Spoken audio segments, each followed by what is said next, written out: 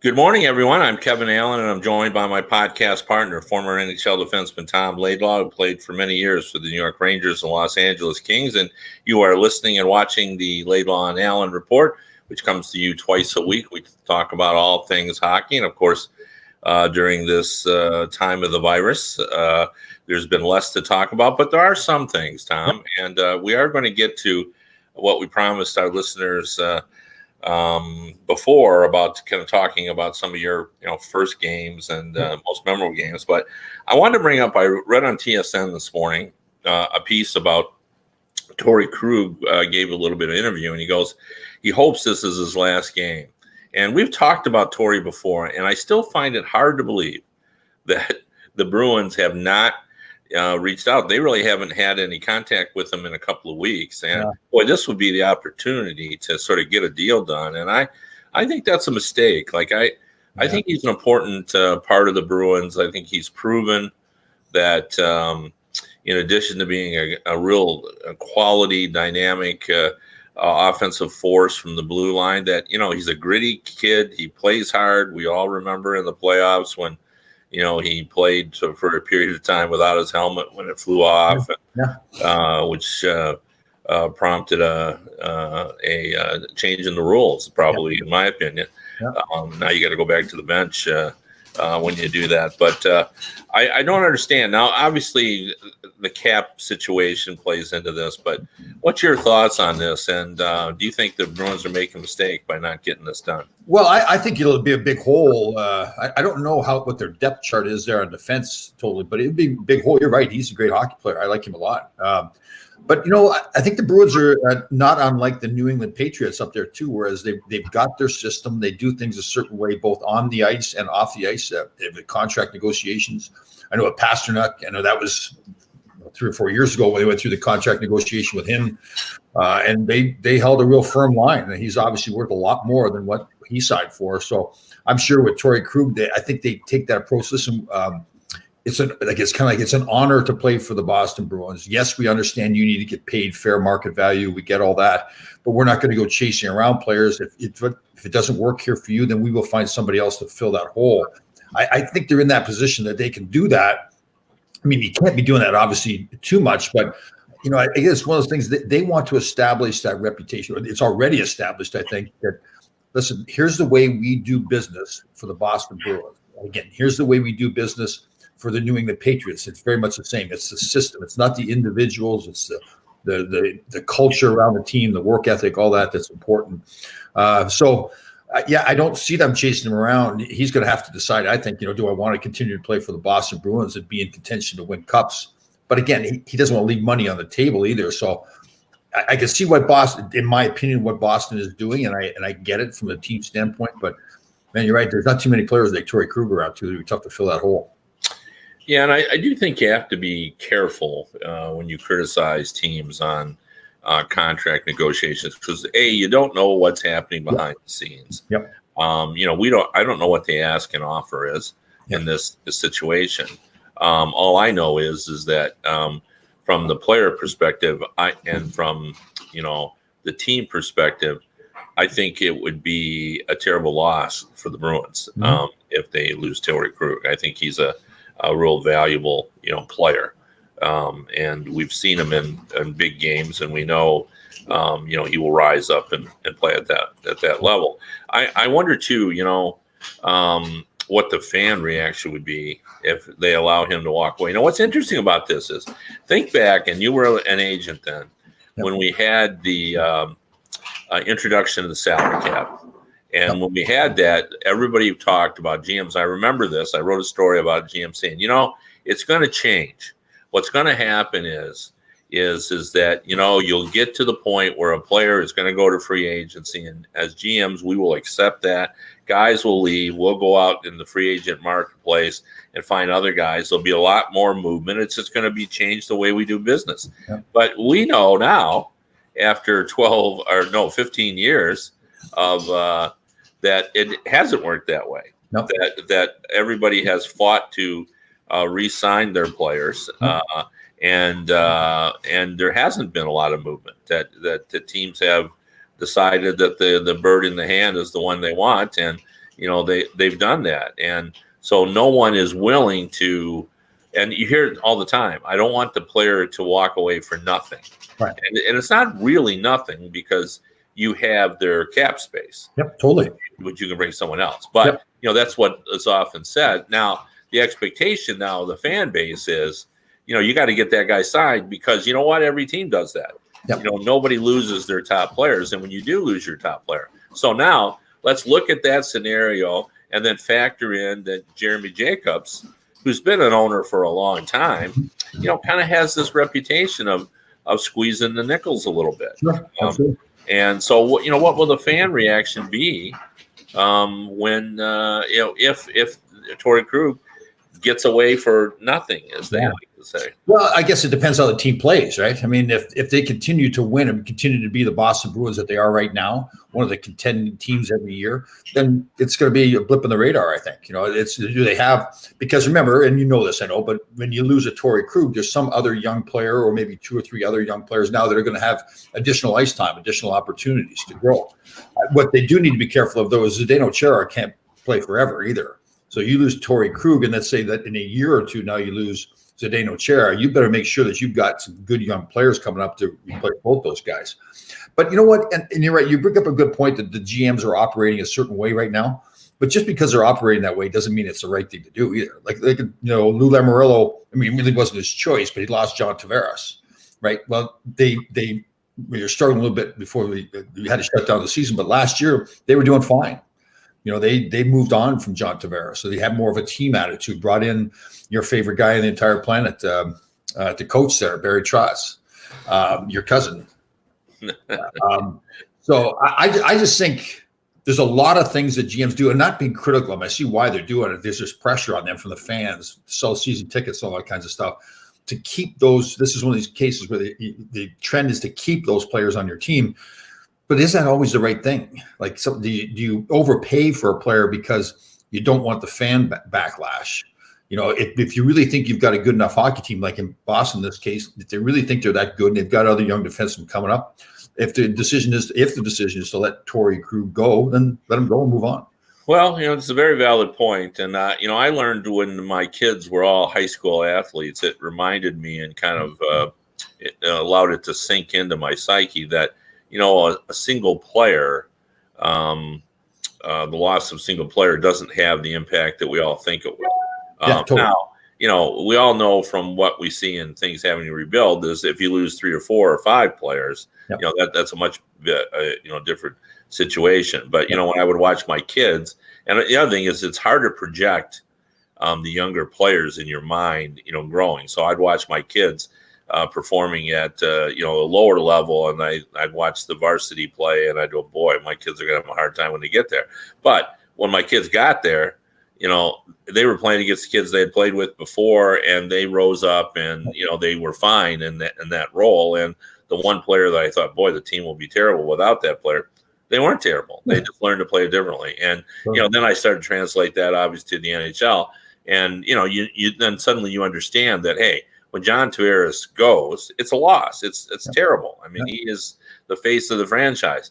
But that doesn't mean necessarily they're going to be unsuccessful. They'll find different ways to do it, and they certainly have done that. And here's a question to you, though: if it hadn't been Barry Trotz come in there, would they have been successful? Was he the secret weapon there? Well, no. I think he was part of it, but in my mind, Lou Lamoriello is a secret weapon. I mean, he comes in and talk about building a culture. He has a long history of a culture that he built in New Jersey. And that culture went with him to Toronto, and then it came to the island as well. It's about the team. Yes, he's going to have star players. He had Marty Brodeur, he had Scott Stevens, he had all those guys in New Jersey, and he's still going to have those guys. But it's just Lou's got that swagger about him too. That okay, listen, I've done, and part of the swagger is that he's done it before. So when he walks in the room, it's like, guys, we're fine. I've done this many, many times before, built franchises, won many Stanley Cups. This is the way we're going to do it. There's no discussion. You're not wearing beards. You're going to have grooming standards, all that kind of stuff. And that's it. It's not a debate. This is Lou Lamoriello's way, and that's the way it's going to be. And I think part of that was his decision to hire a Barry Trotz, who was very much that team system guy. It didn't matter. Yeah, I mean, I shouldn't say it didn't matter. You need to have star players to win, but those star players better play a team system, and that's what Barry Trotz does. And so both those guys, I think, deserve a lot of credit for that. Yeah.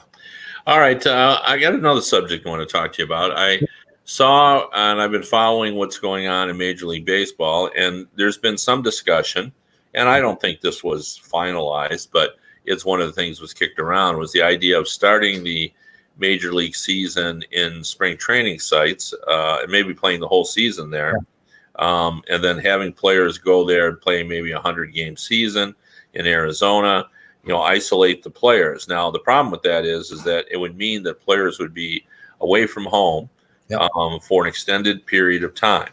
And we've had mixed reactions from the players on that. We've had some players say, that should end right there with speculation, that I don't want to be away from my family for 4 months to play. And then we've had other players that say, hey, I want to play ball, so I'm willing to do that. So I started to think about that. What about if the NHL does that? How will, in your mind as a former player, how will NHL players react if they do say, hey, we're going to go to neutral sites like the North Dakota, like we talked about before, where they've got the great smaller arena, and we're going to play these games, but you're going to be away from home. But, it won't, obviously, you don't need 4 months to play a playoff format. You need probably 2 months, maybe a little longer if you're expanding it. But we do it that way. What do you think the players' reaction would be? It's interesting because I don't know if they still do it now, but I know the Islanders, when they were winning the Stanley Cups, when the playoffs started to the time the playoffs ended, they would stay in a hotel. They were never with their families. They would stay in a hotel on the road, and they would stay at a hotel on Long Island as well. So they're away from their families entirely, and they just got used to. That's just the way it was, and obviously it helped because they were winning all the time. So they accepted the fact that this is the way we do things with the Islanders.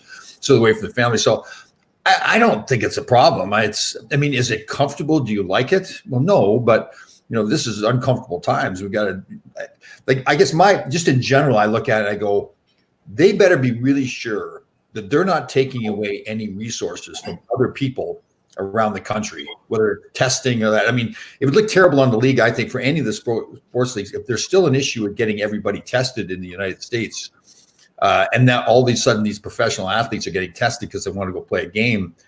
I think they got to be careful with that image, don't you? Think of the backlash. Think of the backlash when the New Jersey Nets got some of their players tested when the pandemic first started, and they was having a hard time with other people getting tested. There wasn't enough tests available.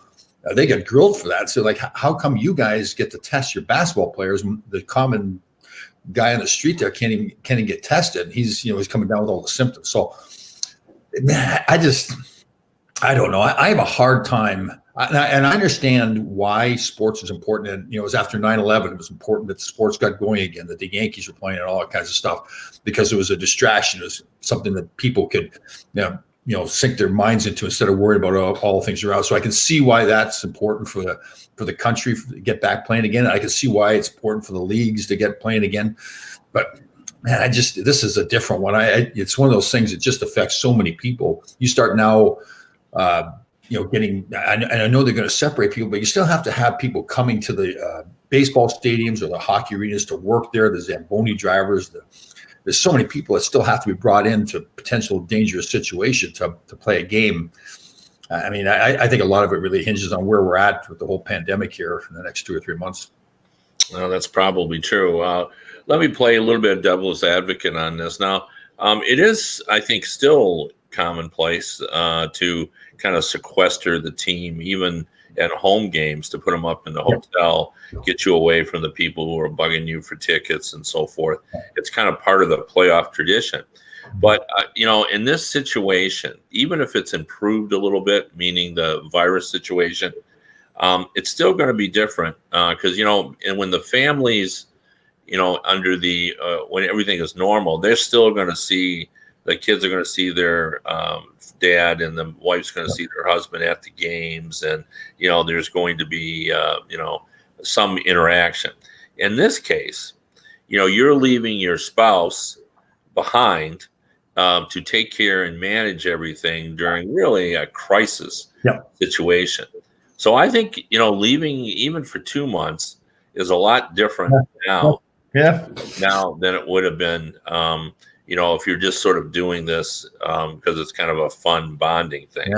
And I think it's a lot of pressure to put on your spouse. And, to be honest, I'm sure what the Players Association would do, because this is really the way they operate, is they will poll players.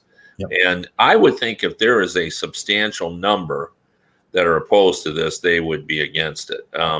But, what if it's just, like a handful of players, or, suppose it's only 5% of players. So here's another question now. And I personally think if you're going to be a union, it should be all for one and one for all. But, I think that you have to at least talk about this.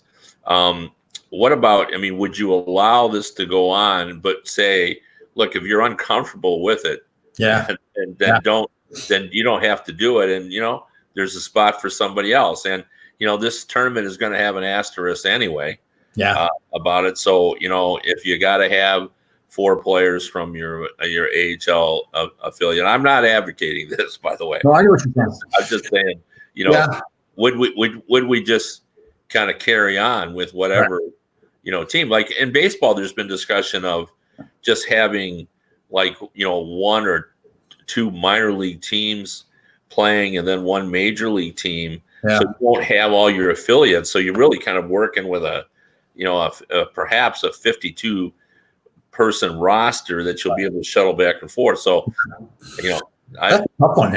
All that. Yeah. I'm just trying to think back when I was a player. Obviously, when I'm single, I'm saying, let's go, right? I don't care. I'm sitting around doing nothing anyway, so let's go play. When you have a family, it's a different story.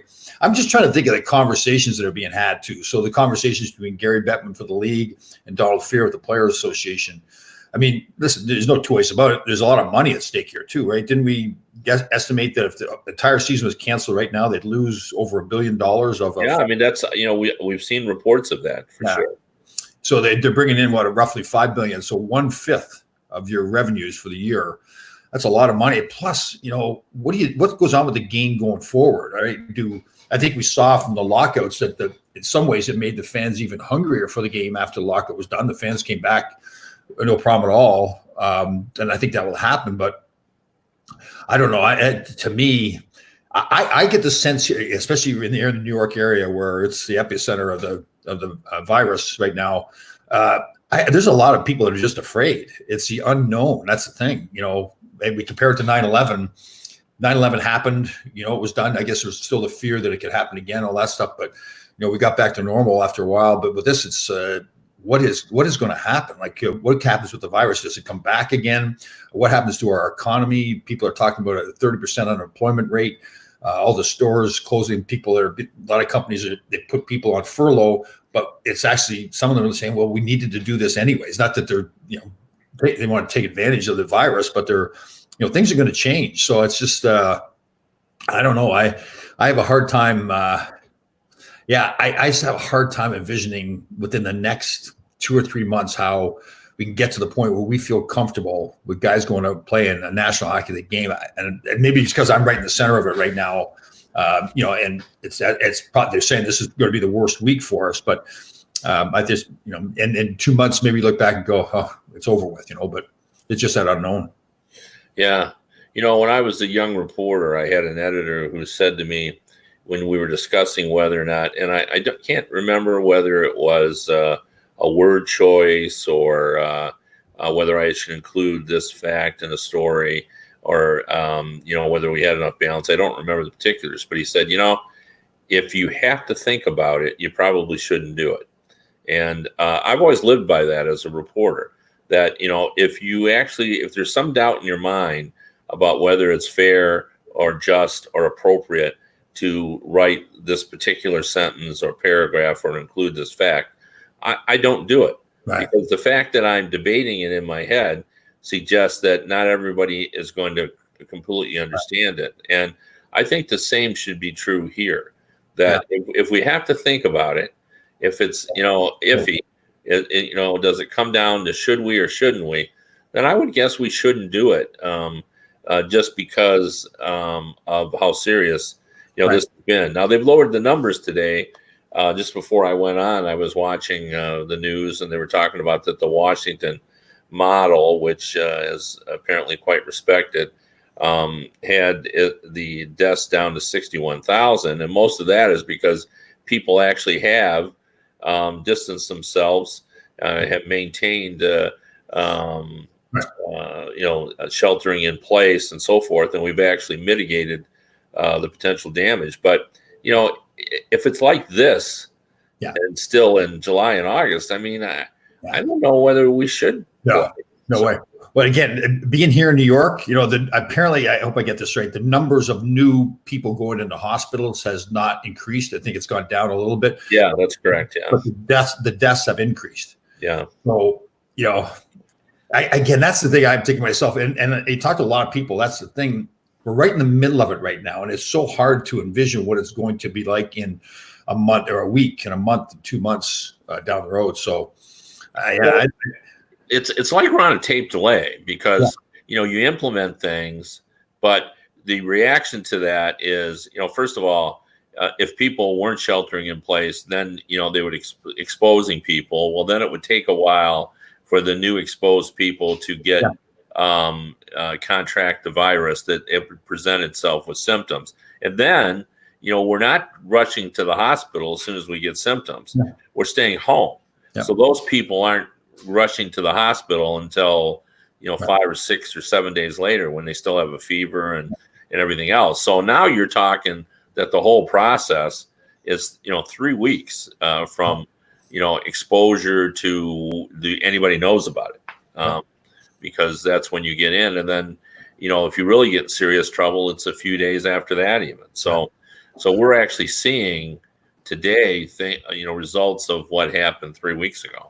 Right. And so here in New York, now they're learning new things. At first, they weren't even going to close the schools in New York City. Well, now they learned they need to close the schools. Well, people were still going to parks and, getting too close to each other. So now they had to close the parks.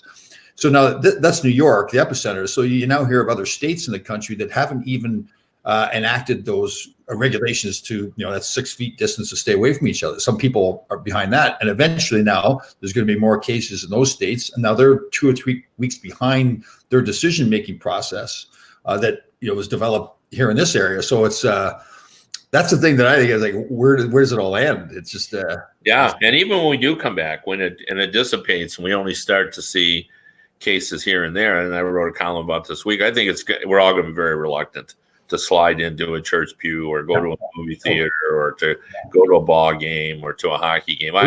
Simple things like, you and I see each other, like give each other a hug or shake each other's hand or something like that. No.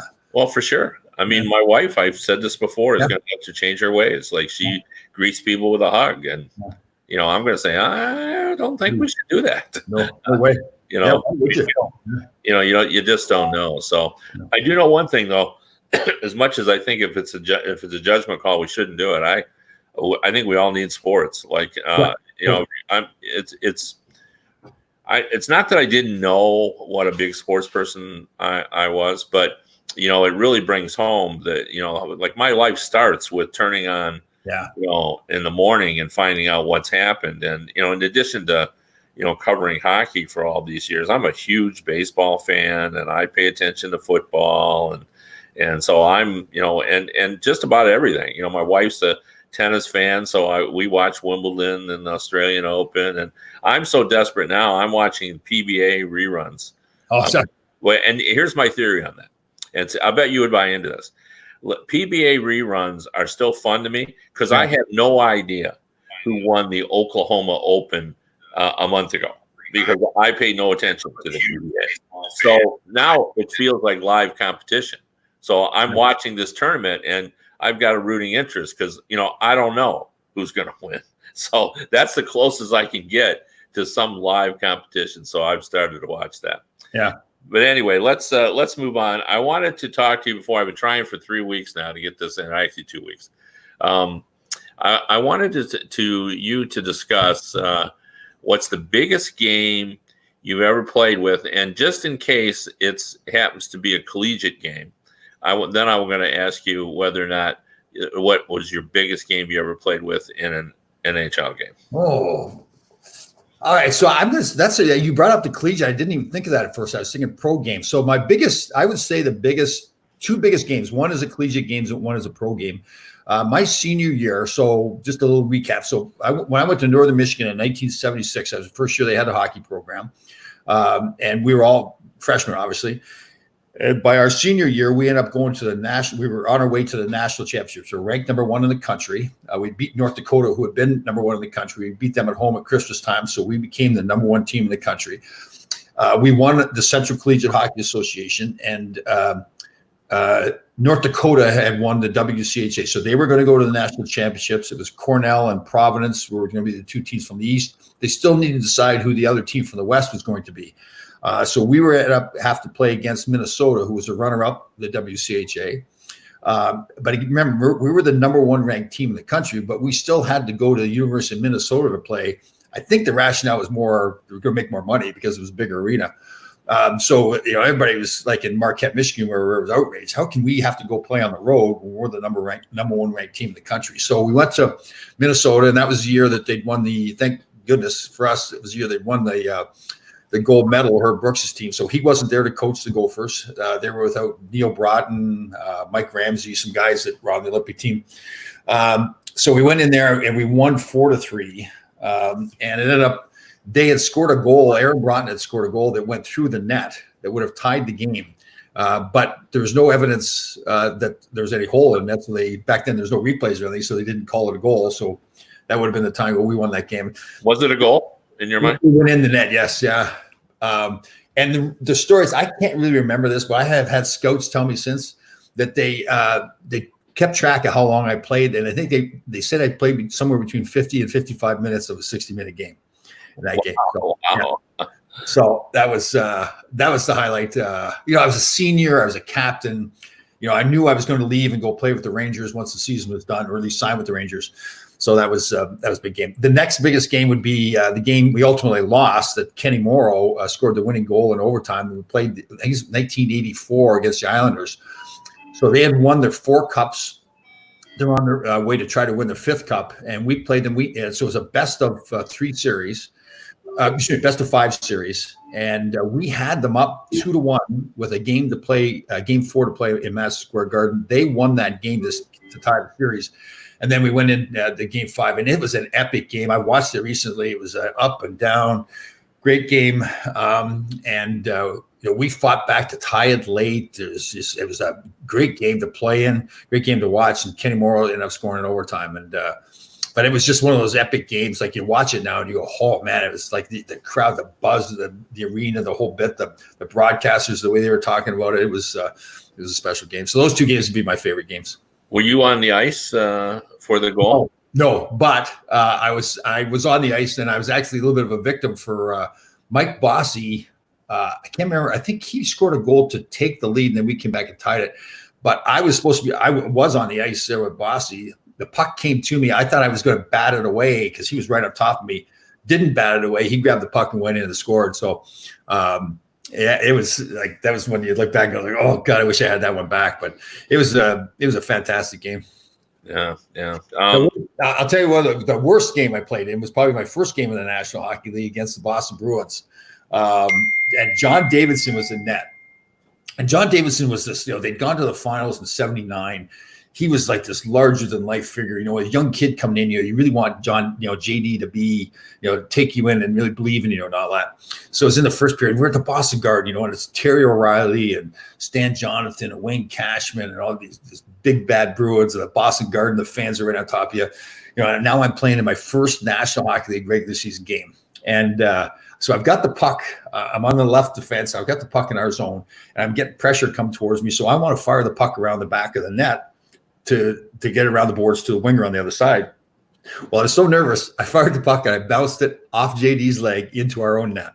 Oh. And this is early in the first period. and you want JD to like really believe in you. The look he gave me through the mask was like, I wanted to hide someplace. And then even going back to the bench, nobody wanted to talk to me because, like, what are you going to say? Like, Tommy, that's not a good play. Like, it's not like you misread a situation or you could do something different, right? And so there's some coaching there for you. It was like, you idiot, you shot it in your own net. So, yeah. Did you think your career was over? I went back to the bench. The fortunate thing was, I thought, what have I done? Terrible. The game was a disaster. Next night, we're lucky. We're playing right away again against Toronto, in Toronto. And Freddie Shiro was the coach. And he had told myself and Eddie Hospodar and Chris Katsopoulos, now listen, you guys are all 6'2", 210 pounds. Now, I'm not telling you to fight, but what do you think you can do to help this hockey team? He says, you're not going to play the first 5 minutes of the game or the last 5 minutes of the game. Just what do you think you can do for us? So I'm carrying the puck through the neutral zone in Toronto. My parents are there. This is my home. This is where I grew up watching games and everything. And Robert Picard butt-ended me and knocked me down right in front of our bench. And the bench jumped up like, why, yelling at the referee. It was a real dirty play and everything. And I said, after last night, there's no way I can just let that happen. So I stood up and just suckered him, knocked him out cold. I hadn't seen the video in a long time. Somebody sent it to me. He knocked him out cold. It was right at center ice at Maple Leaf Gardens. And now Daryl Sittler, who I'd watched as a kid, now comes skating over to me. And he's the captain. He's sticking up for his teammate. And honest to God, I'm thinking to myself, I want to get his autograph. This is Daryl Sittler coming. And I had to snap myself out of it. And then we ended up having a FU fight with Daryl Sittler. So, and right after the game, they told me to get a place to stay. So I made the National Hockey League. Oh, wow. So that was a strategically smart decision. Worked out well. Yeah. Fight that. Just one quick, we got to go, but like you would making the leap from college, because I think some of our listeners would love to know how much faster and how much better and how much more pressure did you feel in that first NHL game? Yeah, the pressure was the thing. It was the like when you're playing at the college level, there's good players, right? There's like 2 or 3 good players, but in the NHL, obviously, there's good play. They're all good players. So every shift, there's no shift that you can really, when you're starting off that like a player like me could dominate. I had to prove myself every shift. In fact, it's a great question because I was talking to somebody the other day. When the season finally ended for us, we had a pretty good run in the playoffs. We ended up going to the semifinals against the Islanders my rookie year. When the season finally ended, it was amazing how I didn't realize how much pressure you're under. It is like now it was over. You kind of step back and you go, wow, I've been nervous for the last 8 months or whatever it is to play in the National Hockey League. It's just like especially when you're a rookie, everything's new. All the places you travel to, situations, your first playoff game, your first time you win a series, first time you lose a series, all those things. So it was just something you didn't know all those things. It was really unknown too. All right. Well, you heard it from Tom. Good insight on what it's like to play your first NHL game. And this is it for this edition of the Laidlaw and Allen Report. I'm Alan. He's Laidlaw. We'll be back next week. See you guys on Monday.